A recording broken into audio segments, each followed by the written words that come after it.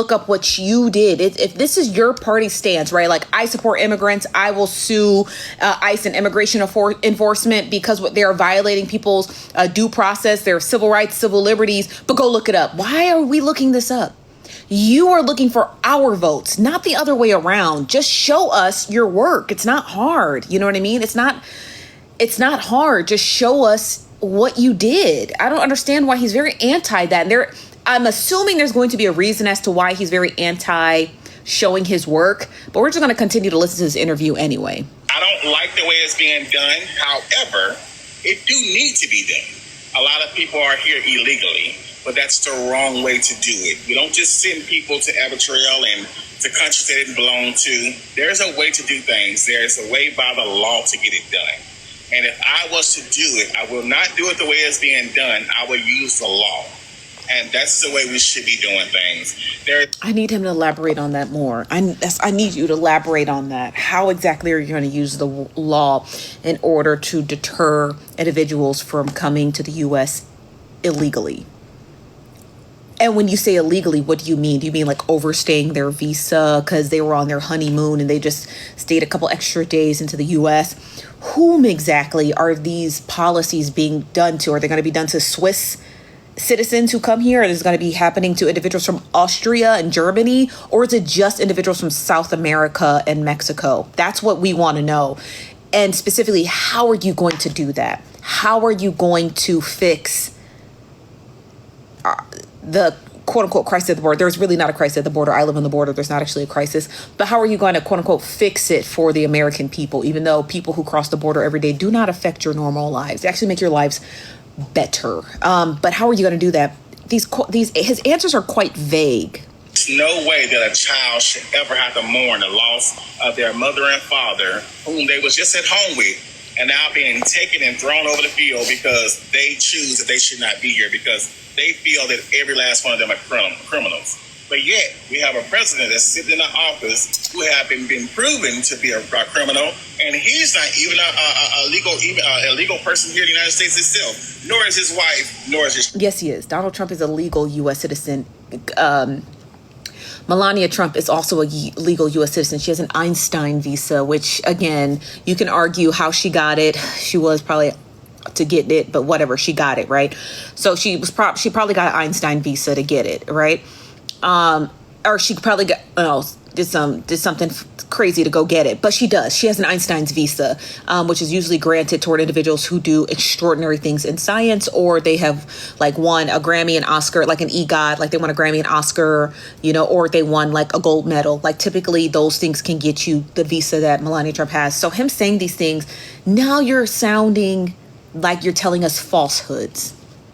Why are you telling the people who you are asking to duly elect you, why are you telling us falsehoods? You're starting off by not disclosing the things that you do on a regular daily basis, which I believe. I believe he does community activism every day. I just want to see it. And now you're trying to come in here and say the president's here legally. He's not here legally. That's not true. I don't like Donald Trump, but I'm not going to lie on the guy. You know what I mean? I don't like him, but I'm not going to sit here and lie on him and be like, oh, he's a legal alien. No, he's not. He's a fucking president. Come on. Why haven't he been thrown out here? This is good to me. This is good to me. Thank you, Mr. President. This is good to me. Are you open? Nitra's so kind. I love Nitra. Y'all know I love Nitra real bad. She's so kind. But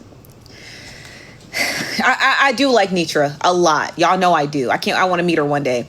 But this guy is not being very totally truthful just based off his interview alone. For basically networking. Yeah, I'm recapping. And working like network work, and will you be contributing from your own funding, your own pockets? Are you open to helping out? So I've already contributed to my pockets. We was raising $40,000. Now we are down to $36,000. The only thing I received from anybody in the public was 21 cents, and I told you guys when I received that, the threat came with it, and I sent it back. So no one has supported me. I've been supporting my own campaign out of my own pocket.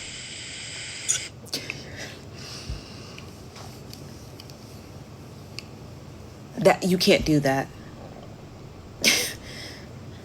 You can't do you can't do that.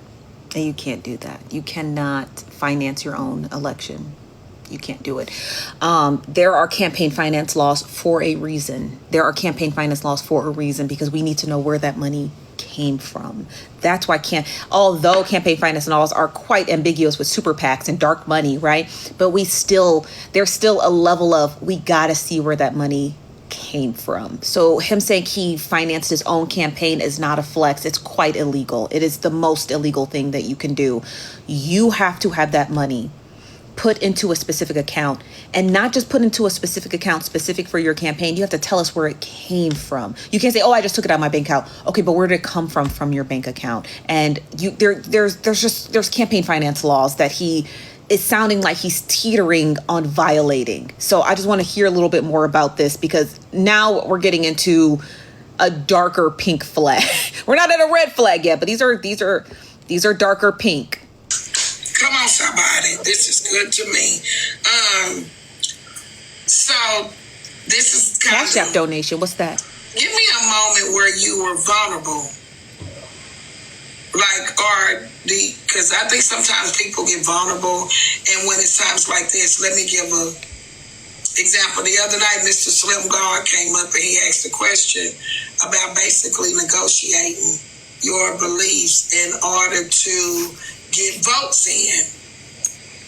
Is that something for us to worry about? Have you ever had those vulnerable moments when it's down and we don't know? Can you give us a time where you were vulnerable, and how do we work that? So, let me say this. Since I've been running, and I've been running since actually last year, December of last year. But I actually came out February 13, I believe is the FEC says, when I actually came out and started telling people I'm running for president. The only vulnerable stage that I deal with as of today is to see my own people try to undermine what I'm doing. Because what's happening today? Right. It's because I'm so young. I'm 36 years old. They feel like I'm not ready for it. They feel like, oh, he's slow. Oh, he's this. Oh, he's that. Feel what you feel. But guess what? I'm going to keep pushing. Yeah. I don't think his age has anything to do with it. That's just me. I think he's a perfectly normal age. Barack Obama was pretty young, too, when he ran for president. I don't think it has anything to do with that. It has everything to do with the pink flags that I stated. The inability to do sit-down interviews with other people that he chooses. It doesn't work that way. Him stating that, oh, well, I don't have to post what I do online. Yes, you do. You're running for president and you need all of our votes. And then him saying, oh, well, I go door to door, and people in my neighborhood, they know me, but you're not going to 330 million doors. So what's that about? And then the whole issue with him funding his own campaign. I need to see those books. I need to see those books specifically. Now, he is running for president, so he is required by the FEC to disclose all of that money that he has gotten. And when it does, I'll crack open his books, because he has to submit them and we get to see them, right? I'll crack them open. And I want to see exactly where that money's coming from specifically. I want to see where it's coming from and how it's spent. So unfortunately, there's certain things he can't get around. You can't get around campaign finance laws. You may get around not posting what you're doing in the community for people to see. You might be picking and choosing who's going to interview you, but what you're not going to be able to obfuscate is campaign finance laws. We need to see where that money's coming from, if any money has come into your campaign at all. But again, I can't imagine it's any large sums of money, because he's not properly campaigning. He won't even post what he does in his community on his website. His website is littered with AI images. I mean, and there's nothing wrong with that, but if you are actively in your community doing the things that you said you do, you wouldn't need an AI image to produce that. You should be able to take photos of all of the philanthropic and volunteer work that you're doing. These are just pink flags. Again, I don't think anything's are red flags. Even if Ms. Nidra sat down with Donald Trump, I'd be labeling red flags and pink flags all over the place. So that's just me and my background in politics, right? Anybody could be a red flag. Hell, I could be a red flag running for president. Okay? Like now, just even some of the comments, it's just that people just are who they are. But one thing you just said, you have to keep pushing. You're 36 years old. and you to even have a mind frame to want to run for president. Thank you guys is for the big. gift. And so I salute you, because a lot of people don't have that boldness. What makes you think that you have the capability of handling such a big duty at such a young age? Because you would still be less than 40 if God bless you to make it to this seat. Yes, ma'am. Well, let me say this right here. For a long time, I have shut down prisons that felt that they would never be shut down. I'm responsible for shutting down 36 prisons. I want to see that. That is very specific. And I'm going to write that down because that is a note that I would like to take. He stated that good evening, Maddie J. Good evening. He said he shut down 36 prisons. So let me see. He didn't say county jails. He said prisons. Okay. That's a big number. So let's see if he gives us an answer. Louisiana, Texas, and Mississippi on my own. Okay, let's rewind it back. I had no down prisons that felt that they would at such a young age. We're gonna rewind it back. You will still be less than 40 if God bless you to make it to this seat. Yes, ma'am. Well, let me say this right here. For a long time, I have shut down prisons that felt that they would never be shut down. I'm responsible for shutting down 36 prisons. He said 36. Louisiana, Texas, and Mississippi on my own. I had no support. I had no help. I had guards that was looking for me. I had judges that wanted my head. I had district attorneys that was trying to do everything they can. They was finding charges. They was walking around my house. They was doing everything they can to stop me from running for doing what I was doing. Okay? So let me tell you this right here. I'm never afraid of nothing. I need you to elaborate on those prisons. Thank you, our RCV Graves. Yes, we're sitting down listening to an interview with a guy by the name. Every time I show this picture, this jacket is sending me. His name. Why is his jacket off? His name is John Roberts Badger, and he's running for U.S. president in 2028. I'm going to just show you the interview again. So we're listening to his interview. He sat down with Miss Nitra over here on TikTok, and he talks about how the jacket is sending me. It's cute. It's funny.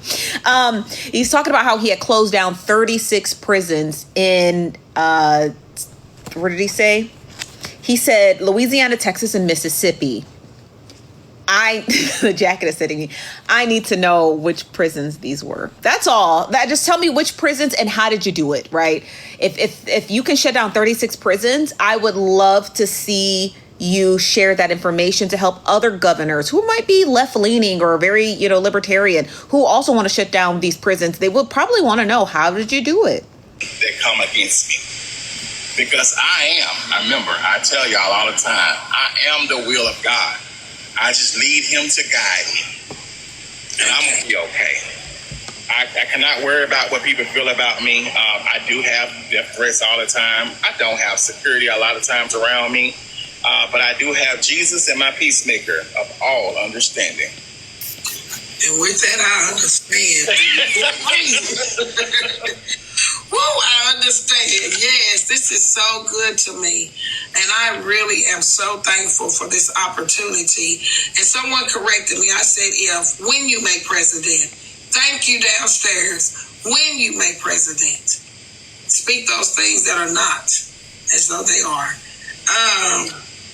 Do you believe that the educational system should be a considered focus point? Because our teachers are underpaid. They spend most of the time with our children, and they just don't get the acknowledgement that they so desperately deserve. What can we look forward to when it comes down to the education system? So I'm going to assume that you didn't read my message I sent you in your inbox. No, sir, I didn't. My first policy is about education. Giving teachers raises was one of my biggest policy. I actually feel not only giving them raises, because we have to be careful with who we give a raise to. Children are actually out there. Some of our teachers are actually out there doing the work. And then we have some of those teachers, like what I had to deal with. I had a lot of them tell me I wasn't going to be anything. I wasn't going to make it. I wasn't going to be this. I wasn't going to be that. So that is one of the things I want to make sure we can take care of. But another thing I also said we was going to do is I want cameras in every last room so that we can see how our money is being spent on our children and ourselves, because we are taxpayers. And we should have the right to know if our teachers are in there teaching our children on how to be something we're not raising them to be, or how to do something that we sent them to school to do.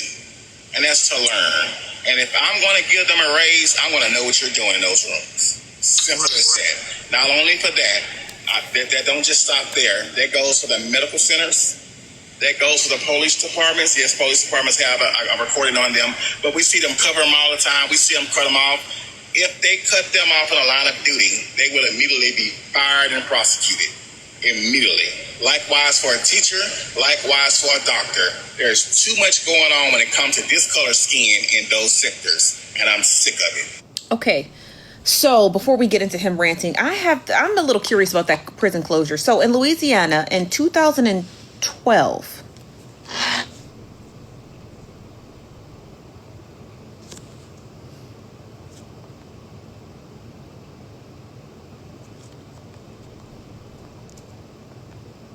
okay, in 2012, right, which would have made John Badger 23 years old. Okay, so I just want to just keep this as a frame of reference. He'd be 23 in 2012. So in 2012 in Louisiana, C. Paul Phillips Correctional Facility in DeQuincy, Louisiana, abruptly learned that they were going to lose their jobs. The 54-year-old prison was slated to close 2 months later and shut down on November 1st of 2012. Almost 942 prisoners were sent to another correctional facility. Closing Phillips will save an estimated $2.6 million fiscally in the department. Quincy city officials weren't happy about the prison closing, and they said, we're going to lose about 320 jobs and people's livelihoods. What do you mean? The Louisiana had previously closed a 498-bed facility in earlier July 2012. The closure was due to budget cuts. Some of the prisoners were transferred to parishes jails where it was less expensive to house them. That's an estimated $5.7 million fiscally that the state had saved. The governor stated, we're going to be much more efficient in providing the same level of service, but substantially less cost. Unfortunately, it does impact our employees, and several hundred prison workers were laid off because of the closures. The legislators had tried to stop it, but ultimately they failed when Governor Bobby Jindal killed the appropriations for it to survive. There's only 2 prisons closed in Louisiana in 2012. He would have been 23 years old, and they were due to budget cuts. So that's just one state. If I don't like catching people in lies, okay? There's only 2 prisons closed in 2012, which would have made John Badger 23 years old. How the fuck was he closing prisons at 23 years old? If he had, that is a miracle. I want to know how he did it. How did you convince the governor to cut the budget to close these 2 facilities? Okay. So that's just the state of Louisiana. We can go to the state of Texas, which we know don't close shit. He also stated he closed prisons in the state of Texas in mid-July 2011, which would have made John Badger 22 years old. Texas lawmakers voted to close the Central Unit Prison in Sugar Land, where over 1,000 prisoners were relocated. They closed another prison in 2013. They only had 2 prison closures in 2011 and 2013 because of budget cuts by the state legislature. If this man had closed 23 prisons, how did he do it? That's just 2 states. I'm not even going to look into Mississippi. I can guarantee you it was more budget cuts. Okay? Let's continue this interview. That is a red flag. Y'all got to give him time and let him cook. Let him cook, y'all. He touched every ground. Teachers, medical, police. He said 36, right? I just listed to you 4 prisons, and 2 in the state of Louisiana, 2 in the state of Texas. Unless the state of Mississippi had 32 federal prisons and state prisons. I don't have to look, okay? I'm here on the federal criminaldefenseattorney.com, who lists all of the closures of federal prisons. This website here. if unless the state of Mississippi, I'm not even going to scroll to Mississippi, but just for shits and giggles, they didn't even add the state of Mississippi on here because they didn't have any federal. Look, I'll show you if you can see. I don't know if you can see. It stops at the state of Texas, and it says the BOP bucks the trend, and then it says conclusion. The state of Mississippi didn't lose any federal prisons. So unless you find me an article with 34 or 32 state and federal prisons that were closed by somebody by the Wild West bandit by the name of John Badger, that is going to be a big red flag for me. Okay. Don't forget to take out your trash can. I took out the trash. Don't worry. Okay, let's continue the interview because now I'm getting annoyed. Officers, and we quickly doing that. Tell me this: we get a lot of housing.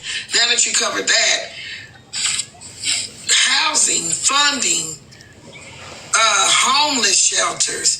Can we look forward to some better shelters to offer to these parents? Like even here, we have a homeless shelter for women to come to that are abused. But when you go in there, yes, we appreciate the benefits.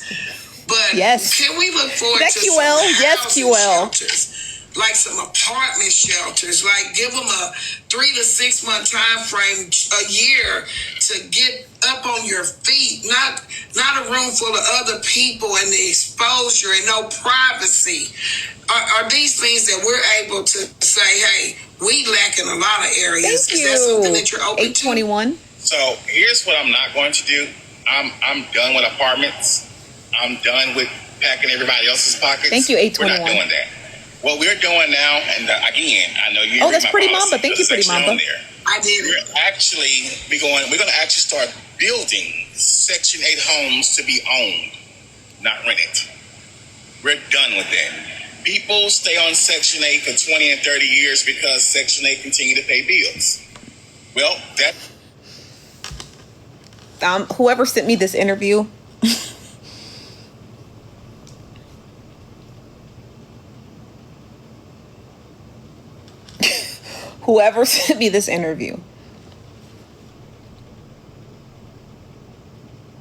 he said he wants to build Section 8 homes that can be owned. Section 8 specific guidelines of Section 8 is rental. That is the specific guidelines of Section 8 as a landlord and a tenant. Could he invest more money into HUD loans for first-time homebuyers? Yes. Can he turn Section 8 homes into home ownership? No. And anybody who took 2 fucking minutes to read the guidelines and policy of HUD would know that. They would know that. They would quite literally know that. They would know, oh, okay, well, we would just expand HUD loans. Okay, we can invest more money in HUD loans, or we can keep the pot of loans that are distributed through HUD relatively the same, but we can lower interest rates for first-time home buyers who qualify. That's typically what they do. They do it for VA loans. They do it for all kinds of things. So the national average for home loans is for people like me and you who have pretty good credit and a good amount of money. For individuals who are veterans or who qualify through HUD housing will receive the government subsidized interest rates on those homes. Anybody would know that. I'm not even running for president, and I know that. And it means like if you qualify for HUD, instead of paying the 6.4%, which is the current national interest rates for home buying, you would get yours at like 3.2%. Typically when inflation is down and the national average is like 2%, individuals who qualify for HUD and VA loans usually get it at 0%. They get a 0% interest rate loan. But because inflation is where it is now, that's why, but that's still pretty low, right? They're getting the 15 years ago national average. That is what he's talking. I don't know what this man is talking about. That's how America is able to get rid of a lot of money and take a lot of it and pocket it. Because we put it in programs like this when there's a lot of people out there that's still looking for homes, cannot find them because it's so stacked. But if we start building homes and tell the HUD program, tell Section 8, we're no longer paying for these homes to be rented. We're paying for these homes to be paid for, and that person can build generational wealth out the home that we give them. And they can pass it on to their loved ones, and their loved ones can pass. The government wouldn't do that. The government would just subsidize the loans. We did that. We've already seen that. That was during the big suburban boom of the 1950s and 60s that they did for white people. The urban sprawl is what they call it, or the suburban sprawl is what they call it. The government was giving people low interest rates to get mortgages. They were working in culmination with project developers who were building out the suburbs, and they were telling people, hey, if you get out of the city, we'll give you a 0% interest rate on those homes. And everybody's like snatching them up. But because of redlining, only white people got them. And then we got FDR, and then he got the GI Bill, and then it allowed black people to use their GI bills to be able to go into the suburbs and purchase homes. So that's how that works. This man does not know enough about U.S. history to be running for president. And I understand we got Donald Trump, and he don't know anything about U.S. history, but we can't, come on, the iron can't strike twice. On to their loved ones. We are in a community that does not care about us. So we have to understand, you won't give us the 40 acres and a mule, but you will give us what we need when I get there. And that's what I promise you. Right. This is good to me. If you all don't mind being respectful, this is an interview. You're not going to get every question that you so possibly feel like you can get answered today. He is doing a great job. So respectfully, if you all do not mind respecting him. I will say this, Ms. Nitra is asking very good questions. But because she doesn't have a background in politics, she doesn't have a background in politics, but she doesn't have an in-depth background in maybe U.S. politics, his answers don't come across to her as red flags. And that's okay. I could ask questions to a nuclear physicist and they can give me the answer. And a real nuclear physicist would be like, those are inappropriate answers. That is not how nuclear fusion works, because I don't have an in-depth understanding of nuclear fusion. So she's asking fantastic questions. It's just she doesn't know that he's giving her a bunch of malarkey. He's really giving her malarkey. He's giving her a bunch of junk. You know what I mean? He's giving her a bunch of junk. And because she's not equipped to ask second questions or follow-up questions, it's you understand what I'm trying to say? She's asking fantastic. These are the same fucking questions I would ask. I would literally ask him that, but I would follow up. I'm like, okay, well, explain to me your U.S. migration policy, because all you're saying is that the president is an undocumented migrant. That is not true. Explain to me where you're getting that from. When he said, I closed down 36 prisons in Louisiana, Texas, and Mississippi, I would ask him, how did you do that? And name at least 5 prisons you closed. Those are the follow-up questions I would ask him. In here, I won't be able to ask him every question in the book, but I do believe that we are touching some great bases. He's doing good. Please be respectful. What made you choose Democrat over Republican? So he is a Democrat. He's a Democrat. We have to go there. Well, let's just say this right here. The Republicans have a history, and I believe Mr. Slim touched on this. It was factual what he said when he said every time that the Republican mess up something, they need a fixer. We are the fixers. That's Democrats. That's true. And we know that this Republican that's there now have not only tilted over the bucket, but took it and threw it outside and misplaced it. And there's a lot of another Republican cannot go in and fix that problem, because they can't be trusted anymore. Let's just take back the individual said what he was going to do, and he done it. Okay? And now I feel that a Republican would never hold seat again in this America. And if it is, it would be a very slim chance. And it will only be because Senate and House stack the odds against us. What they're trying to do in Texas right now with the mapping, and what they're trying to do here in Louisiana with the mapping. That will be the only way they will hold a seat from this point on. This is good. This is good. It doesn't explain why he's a Democrat, but he does give that's a very solid answer, and he's absolutely correct. Nothing he said and that answer was incorrect.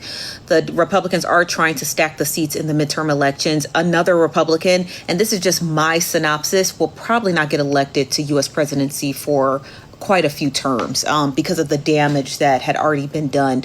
And I feel as though a lot of Republicans are not happy with how the economy is going. And so they're not going to see another president for quite some time. And that's good. That's good to say. But everything he said was accurate.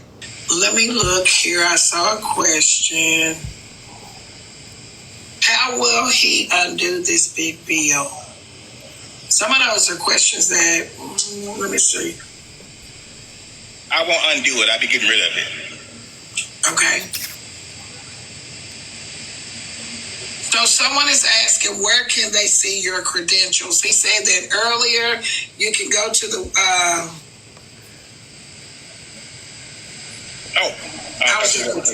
Well, so there is several places you can see my credentials. You can first go to the school laws themselves, and you can actually Google that person.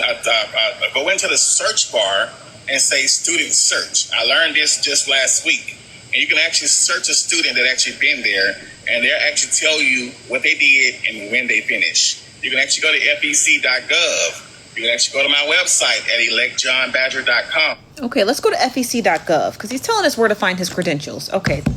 I would just prefer you to upload them to your website, but you know what? A girl's got to do what a girl's got to do. So he said go to fec.gov. We went to his website. It's not on his website. Okay. Search all campaign finance data. We're going to get to that in a minute. Let's see.